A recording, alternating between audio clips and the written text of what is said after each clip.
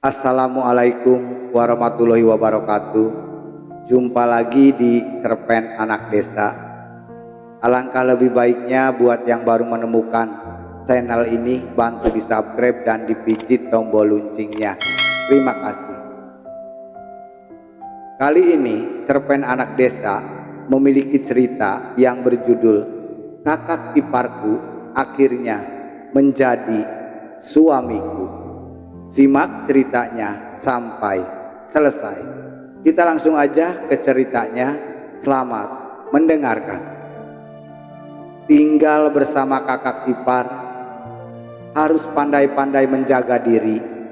Jangan sampai tergoda rayuan dan mengkhianati kakak kandung sendiri. Apa jadinya dua bersaudara punya suami yang sama? Tapi itulah yang dialami oleh dua kakak beradik. Sebut saja inisial Sinta dan inisial Santi, yang memiliki suami inisial Santo. Awalnya Santi diajak tinggal di rumahnya oleh Sinta di suatu komplek perumahan di Padang. Waktu itu Santi masih kuliah, sementara Sinta sudah bekerja di sebuah perusahaan swasta, sedangkan suaminya Santo seorang wira swasta. Mereka sudah punya anak satu usia 1 tahun. Karena repot mengurus anak sambil kerja, Sinta meminta Santi tinggal di rumahnya untuk menjaga anaknya ketika ia pergi bekerja. Santi mau saja, kasihan juga sama kakaknya yang kerepotan mengurus anak sambil bekerja. Apalagi Santi dijanjikan uang jajan yang lumayan per bulan. Oke kak, saya mau, kata Santi. Seminggu kemudian ia sudah nongol di rumah kakaknya itu. Santi yang suka dengan anak-anak cepat akrab dengan ponakannya itu. Bocah perempuan yang lucu dan penurut. Karena Santi sudah semester akhir, kuliah agak longgar, jadi waktunya lebih banyak di rumah daripada di kampus. 3 bulan sudah Santi menjadi baby sister ponakannya sendiri. Tak ada kendala berarti baginya. Selain menjaga si kecil, kadang Santi juga bantu-bantu masak dan cuci baju, walaupun tidak disuruh oleh kakaknya. Namun karena tangan tak bisa diam, Santi enteng saja mengerjakannya.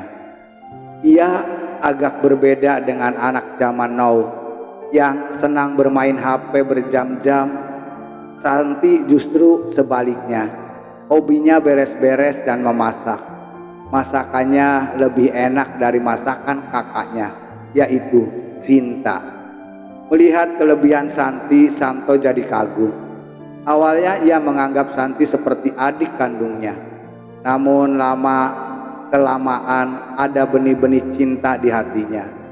Ia ternyata mendua hati tanpa disadari.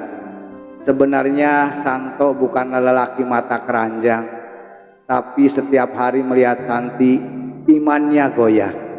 Saat melihat adik iparnya itu pakai baju minim, akhirnya setan pun menggodanya. Amboi, indah sekali, bisik hatinya.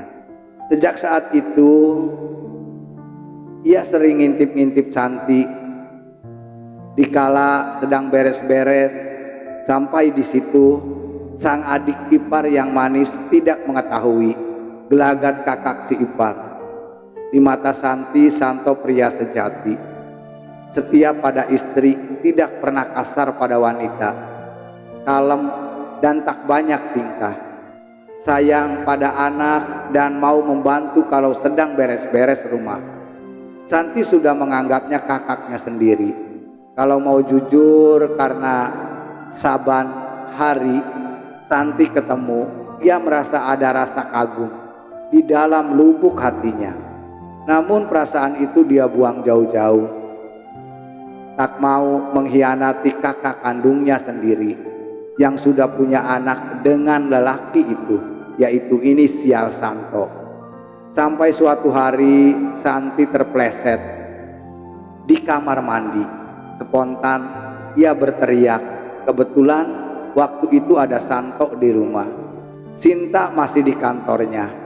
Mendengar teriakan itu, refleks Santo berlari ke kamar mandi, ingin membantu Santi. Saat itu rupanya Santi habis mandi. "Kenapa Santi?" tanya Santo. "Sudah berada di pintu kamar mandi." "Kepleset bang," jawabnya. Sambil meringis coba berjalan, tetapi ternyata kakinya keseleo. "Kakinya keseleo sakit ya?" kata Santo. Seraya memegang kaki Santi yang saat itu masih pakai handuk saja. Sadar dengan kondisi itu, Santi segera menepis tangan Santo. "Nggak apa-apa bang," ucapnya. Melangkah pelan-pelan menuju kamarnya. Namun baru saja menginjak kaki ke lantai, ia terjatuh tepat di hadapan Santo. Dengan sigap laki-laki itu menangkap tubuhnya. "Tuh kan nggak bisa jalan, mari abang bantu," kata Santo, masih ragu-ragu melanjutkan aksinya. Kali ini Santi pasrah, berdoa tidak akan terjadi apa-apa. Ya, doanya terkabul, tidak terjadi apa-apa di hari itu. Namun kejadian itu awal petaka rumah tangga kakaknya. Melihat Santo yang berusaha menjaga jarak dengannya, Santi pun bersikap sama, sering pura-pura dan menipu diri. Tapi hanya beberapa minggu terbelenggu dengan keadaan itu. Santo rupanya tidak tahan juga menahan perasaan. Kali ini ia mencari akal untuk menarik perhatian Santi. Suatu hari ia pulang langsung, mengunci diri di kamar. Kemudian terdengar benda jatuh yang mengagetkan Santi. Santi pun penasaran, "Apa yang jatuh bang?" teriaknya dari luar. Namun sejurus lamanya tak ada jawaban. Santi kian penasaran. Refleks ia menggedor pintu dengan kencang. Lalu pas pintu terbuka, tubuh Santi jatuh ke pelukan Santo. Kali ini mereka tidak bisa menipu diri lagi. Sejak saat itu mereka sembunyi-sembunyi merajut cinta terlarang. Memang perbuatan mereka belum melanggar batas. Mereka berdua sama-sama berpendidikan, masih bisa mengendalikan diri. Tapi yang mereka tak bisa menghapus perasaan cinta yang makin menggelora. Sehingga mereka berdua menganggap cinta, mengakui segalanya, dan sejujur-jujurnya hati Sinta pun hancur, sangat berkeping-keping. Dunia serasa gelap baginya.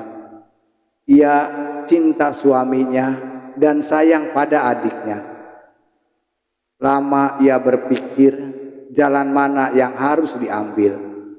Akhirnya mengambil sebuah keputusan yang tak akan bisa perempuan manapun menjalaninya dengan hati yang sangat ikhlas. Tapi ia sudah terlanjur berjanji pada dirinya, tak akan menyakiti siapapun, biarlah dia yang sakit. Maka ia pun rela dimadu dengan adik kandungnya sendiri.